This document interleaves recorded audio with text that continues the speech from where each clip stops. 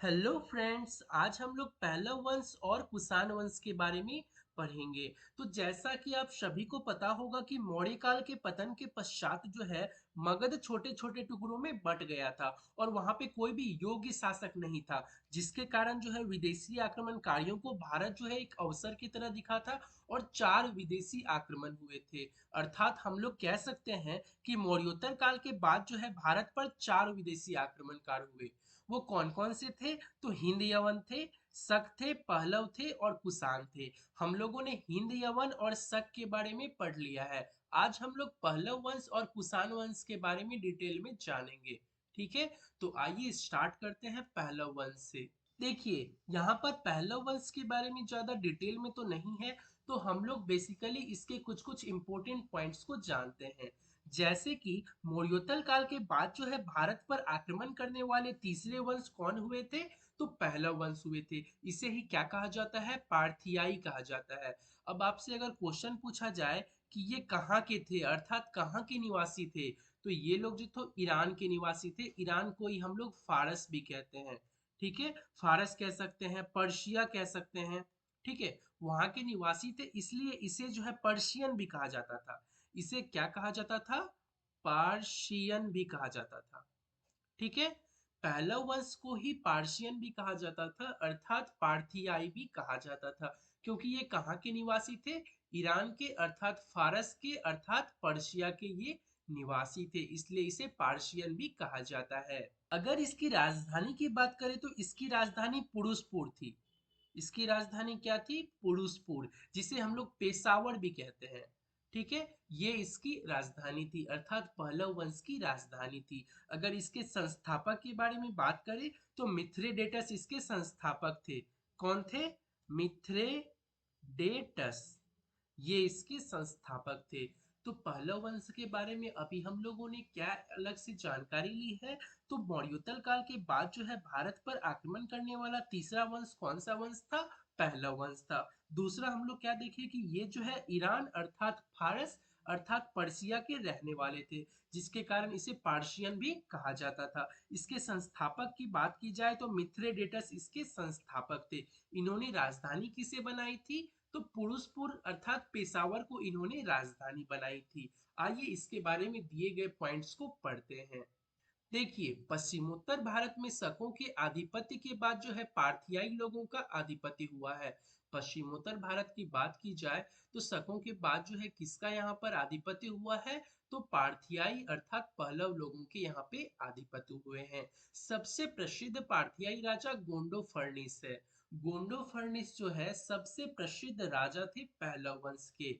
इसी के शासनकाल में जो है सेंट टॉमस ईसाई धर्म का प्रचार करने के लिए भारत आया था। तो ये सेंट टॉमस वाला क्वेश्चन आप लोगों के लिए बेहद ही इंपॉर्टेंट बन जाता है कि किसके काल में जो है सेंट टॉमस ईसाई धर्म का प्रचार प्रसार करने के लिए भारत आए थे? तो आपका राइट आंसर हो जाएगा पहला वंश अर्थात पार्थियाई वंश। ठीक है, तो पहला वंश में यही चीजें आप लोगों के लिए इंपॉर्टेंट है, आप लोग इस चीज को याद रखें। अब आगे हम लोग कुषाण वंश के बारे में डिटेल में पढ़ते हैं। ठीक है, देखिए, जब हम लोग कुषाण वंश की बात करते हैं तो मौर्योत्तर काल के बाद जो है भारत में आक्रमण करने वाले अंतिम शासन किसका माना जाता है? कुषाण वंश का माना जाता है। मौर्योत्तर काल के बाद जो है भारत में आक्रमण करने वाला अंतिम शासक कौन है? कुषाण वंश है। ठीक है, ये कहाँ के निवासी थे? तो ये बेसिकली मध्य एशिया के निवासी थे। कहाँ के? सेंट्रल एशिया के ये बेसिकली निवासी थे। ठीक है, देखिए, जब हम लोग कुषाण वंश की बात करते हैं तो पहलव के बाद जो है कुषाण आए थे, हम सभी को पता है, जो यूची एवं तोखड़ी भी कहलाते थे। कुषाण वंश को ही यूची एवं तोखड़ी कहे जाते थे। कुषाण वंश को किस नाम से जाना जाता है? तो यूची एवं तोखड़ी के नाम से भी जाना जाता है। यूची नामक एक कबीला 5 कुलों में बट गया था, उन्हीं में एक कुल के थे कुषाण। अर्थात यहाँ पे ये कहना चाह रहा है कि मध्य एशिया से यूची कबीला 5 भागों में बट गया था। इसमें से एक भाग कौन था? तो कुषाण भाग था एक। कुषाण वंश का संस्थापक की बात की जाए तो कुजुल कडफिसेस इसके संस्थापक थे। कुषाण वंश के संस्थापक कौन थे? कुजुल कडफिसेस। कौसे कुषाण, कौसे कुजुल कडफिसेस। कुषाण वंश के संस्थापक कौन थे? तो कुजुल कडफिसेस कुषाण वंश के संस्थापक थे।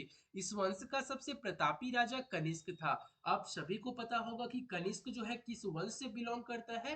तो कुषाण वंश से बिलोंग करता है। इनकी राजधानी पुरुषपुर या पेशावर थी। अगर हम लोग पहला वंश की बात करते हैं तो उसकी भी राजधानी पुरुषपुर हुआ करती थी, और कनिष्क अर्थात कुषाण वंश की जो राजधानी है वो भी पुरुषपुर हुआ करती थी।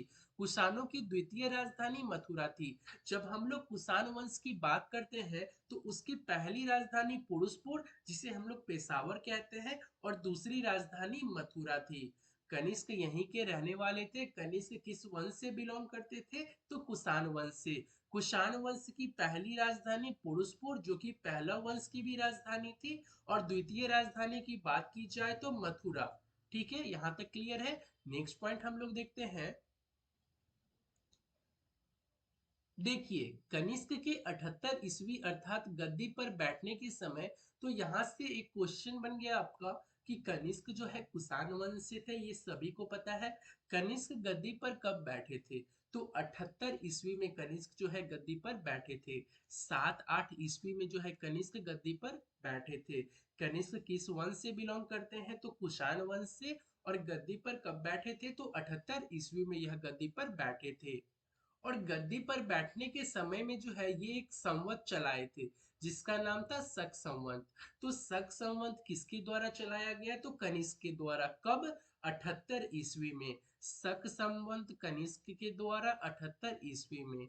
शक संवत जो है कनिष्क के द्वारा कब?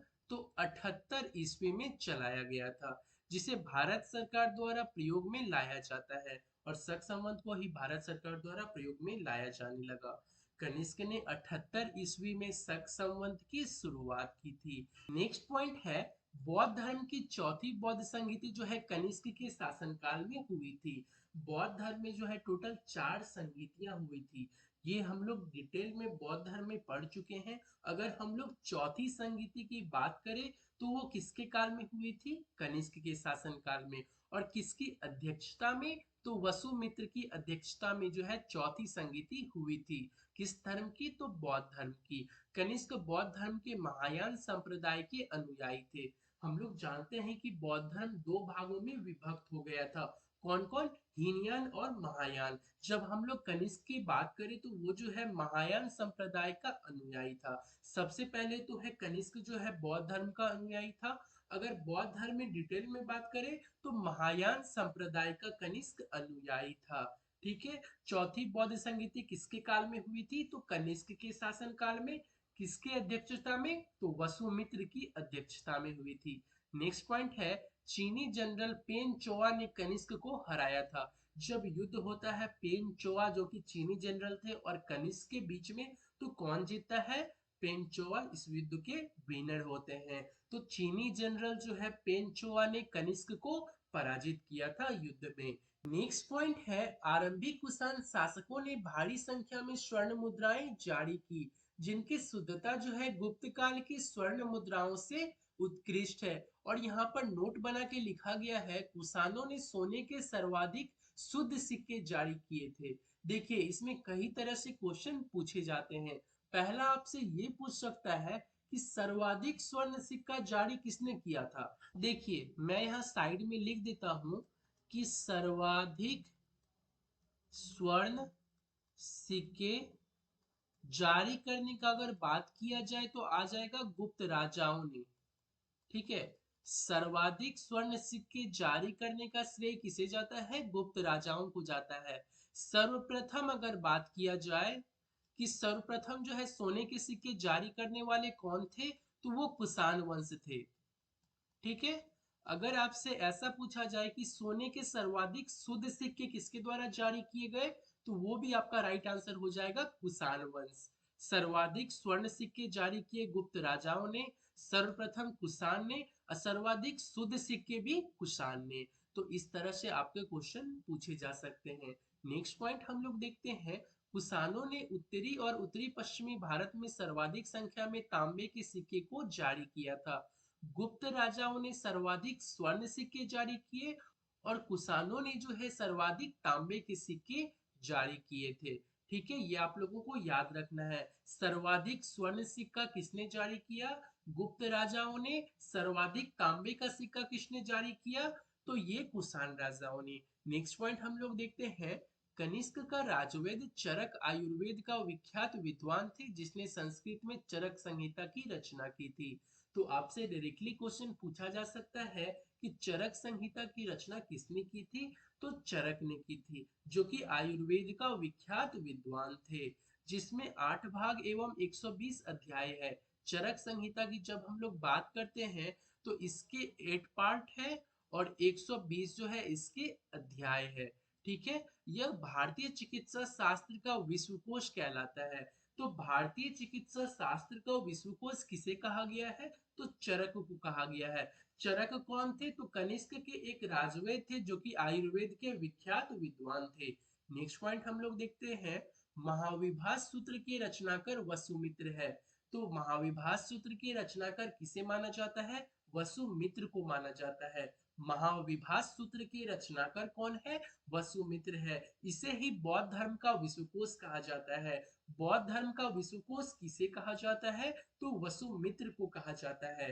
देखिए यहाँ पे हम लोगों ने इससे पहले देखा था कि भारतीय चिकित्सा शास्त्र के विश्वकोश किसे कहा जाता है? तो वो जो है चरक को कहा जाता है, जो कि कनिष्क के राजवैद थे। अभी हम लोगों ने देखा बौद्ध धर्म का विश्वकोश किसे कहा जाता है?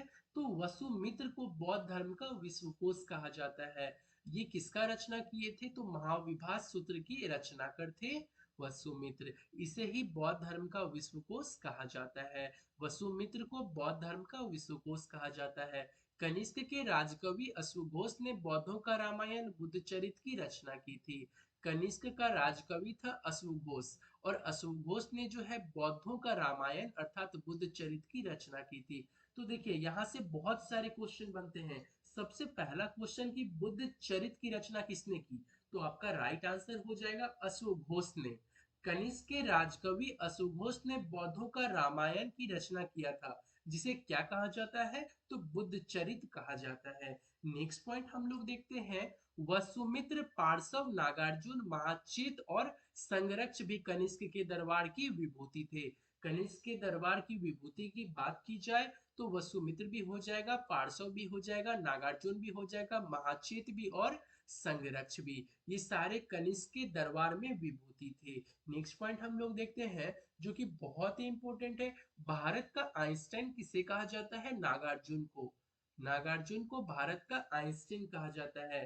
भारत का आइंस्टाइन किसे कहा जाता है? तो Nagarjuna is your right answer. इनकी पुस्तक माध्यमिक सूत्र, जिसमें नागार्जुन ने सापेक्षता का सिद्धांत दिया है।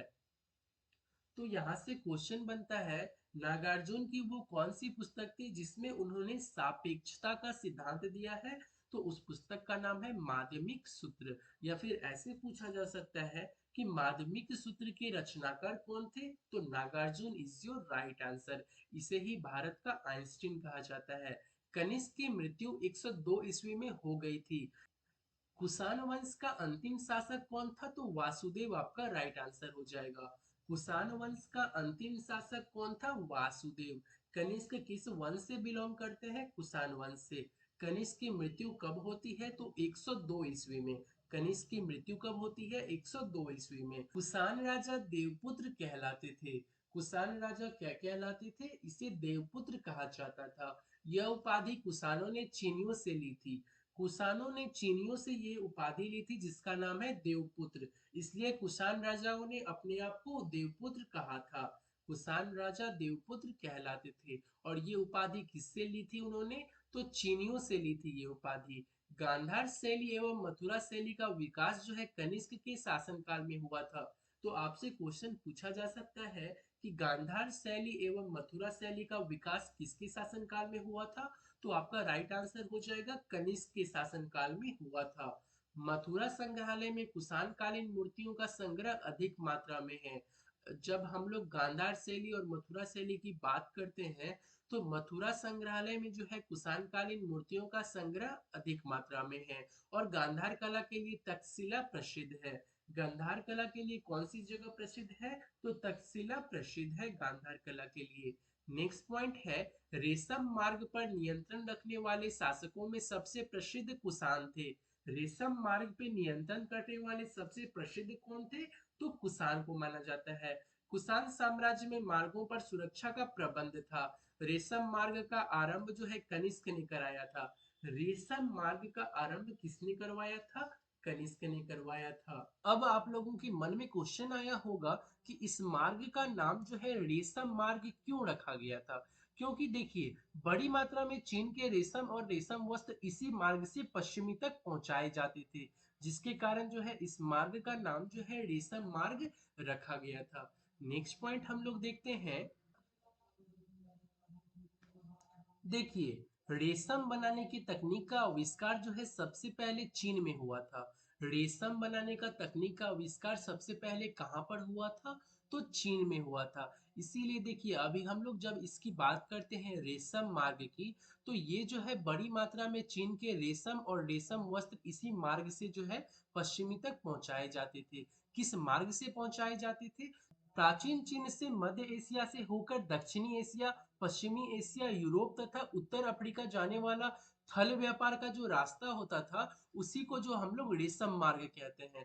ठीक है, तो रेशम बनाने का तकनीक का आविष्कार सबसे पहले कहाँ पर हुआ था? तो चीन में हुआ था। मथुरा का साटक जो है, यह विशेष प्रकार के वस्त्र का निर्माण केंद्र था। मथुरा का साटक जो है, यह विशेष प्रकार के वस्त्र का निर्माण केंद्र था। नेक्स्ट और लास्ट पॉइंट है, कुषाण काल में सबसे अधिक विकास वास्तुकला के क्षेत्र में हुआ था। इसी काल में बुद्ध की खड़ी प्रतिमा का निर्माण हुआ था। तो यहाँ से क्वेश्चन बनता है कि किस काल में बुद्ध की खड़ी प्रतिमा का निर्माण होता है? तो आपका राइट आंसर हो जाएगा कुषाण काल में। और कुषाण काल में ही सबसे अधिक विकास वास्तुकला के क्षेत्र में हुआ था। और यहीं से जो है बुद्ध की खड़ी प्रतिमा का निर्माण शुरू हुआ था। तो यहाँ पे आप लोगों का पहला वंश और कुषाण वंश का टॉपिक जो है कंप्लीटली द एंड हो जाता है। तो आज यहीं तक। नेक्स्ट वीडियो में हम लोग मिलते हैं नई चीज के साथ। धन्यवाद।